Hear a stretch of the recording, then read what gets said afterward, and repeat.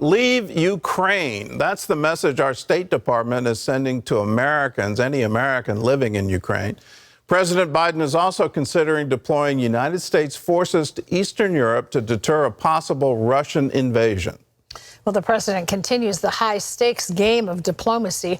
Meanwhile, the United States is helping to shore up Ukraine's defenses in case the talks fail. CBN's Brody Carter brings us the latest on this escalating crisis. With growing fears that a Russian invasion is imminent, the U.S. State Department is telling the families of U.S. diplomats in Ukraine to leave the country. This as the Biden administration weighs sending U.S. forces to our NATO allies in the region. If a single additional Russian force goes into Ukraine in an aggressive way, as I said, that would trigger a swift, a severe, and a united response from us. More than 100,000 Russian troops are believed to be along the Ukraine-Russia border, including to its neighbor to the north, Belarus. The British government now claiming it has intelligence that Russia is plotting to install a pro-Russian leader in Ukraine. The UK says several former Ukrainian politicians have been recruited for the measure. Russia calls it nonsense and disinformation. It is certainly possible that the diplomacy that Russia is engaged in is simply going through the motions, and it won't affect their ultimate decision about whether to invade or in some other way intervene or not in Ukraine.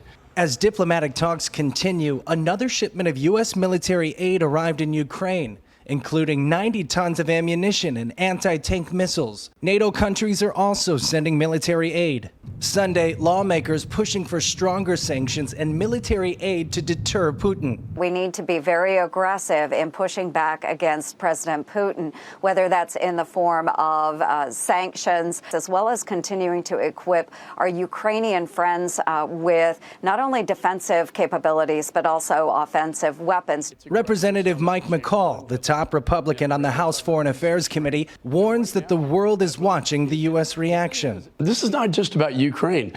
It's about China. It's about President Xi and Taiwan. It's about the Ayatollah and the bomb. It's about North Korea that just fired off 2 missiles. Over the weekend, White House officials said President Biden might send several thousand U.S. troops in addition to warships and aircraft to NATO allies in Eastern Europe. The latest Trafalgar poll shows nearly 85% of Americans believe America should have a limited involvement if Russia invades Ukraine. Brody Carter, CBN News. Well, CBN's George Thomas has been to Ukraine and Russia, and he joins us now for his eyewitness account. So, George, weigh in on the UK intelligence report. Do you think, and do your contacts think, that this is likely?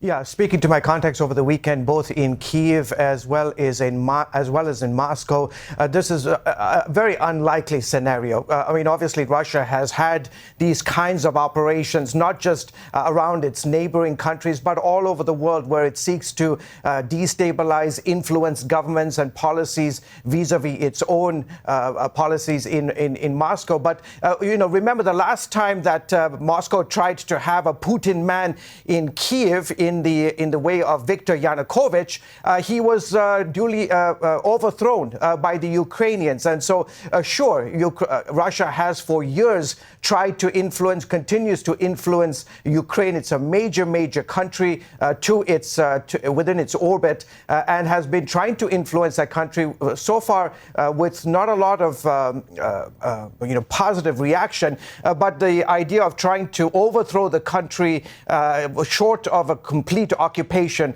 is not possible. All right, well, let's talk about rallying the international community. You would think the current administration would be able to do that. This is obvious aggression against a sovereign nation.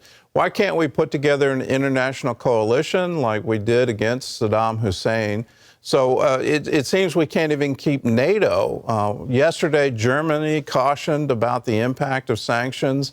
We can't seem to form an international coalition against this. Yeah, partly because Ukraine is not a member of NATO, even though they made this written deal 30-plus years ago that the United States, Great Britain and Russia, in essence, signed an agreement saying that if Ukraine would hand over its massive nuclear weapon stockpile, that the United States, along with NATO, would come to its rescue in any military invasion or incursion into the country. What we saw back in 2014 when the Russians walked into Luhansk as well as in the Donbass region, the United States as well as NATO did nothing. The big issue here is that, and really President Biden alluded to this last week during his press conference, that NATO is not on the same page when it comes to responding to Russia, primarily because Russia, the European Union, gets about 40%, Gordon, you know this very well, gets about 40% of its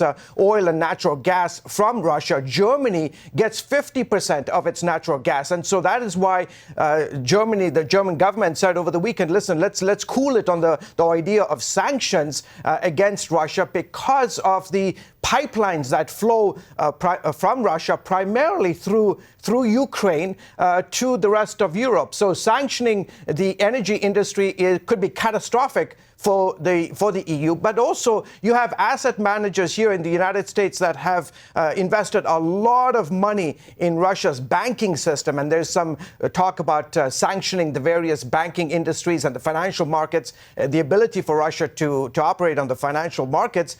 So, you know, asset managers are also concerned because of the huge investments that they have made equally.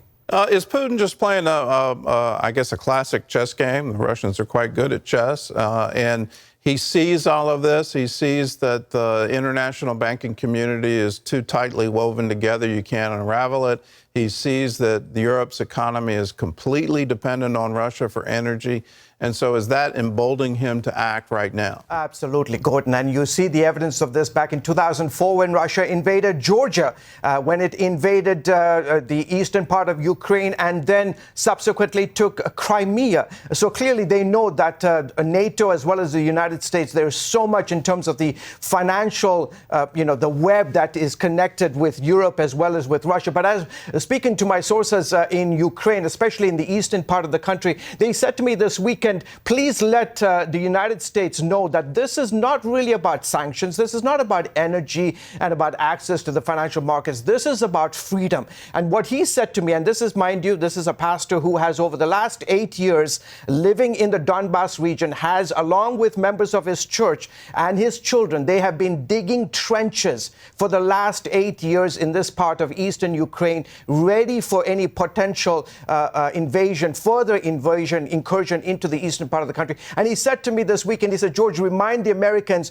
that this is ultimately about freedom. Why? Because since the fall of the Soviet Union, Ukraine has blossomed. It has been a stability of democracy, religious freedom, economic freedom, political freedom. And right next door is quite the opposite. It is ruled by an authoritarian dictator who realizes that the images he sees coming out of Ukraine, of a free, democratic Ukraine, is a threat to his own authoritarian regime. And the Russians are yearning, he says, for the same kind of freedom that the Ukrainians enjoy. And incidentally, Vladimir Putin, back in June of 2021, he sent a letter to every single member of the Russian armed forces. And he said to them, he said that he saw this as Russia, in essence, Russia and Ukraine are not two separate nations. He sees a wall that has emerged in recent years between Russia and Ukraine, between parts of the same historical and spiritual space. And he says it is a common calamity and a tragedy. As you know, Gordon, this for Russia, Ukraine is a heartbeat for the greater aspirations of Russia. All right. Well, George, thanks for the insight. Thanks for joining us. It looks like we're going to turn into standing on the sidelines in this. Russia has absolute military authority over the air, and so whatever invasion or war, it'll be over fairly quickly. But then it turns into a guerrilla war. And so what's the long game for Russia here on an invasion? Do you really want to occupy Ukraine with an armed population? A lot of arms have gone into Ukraine, small arms, since that invasion to take over the Crimea. They're not going to have an easy time on a long-term occupation.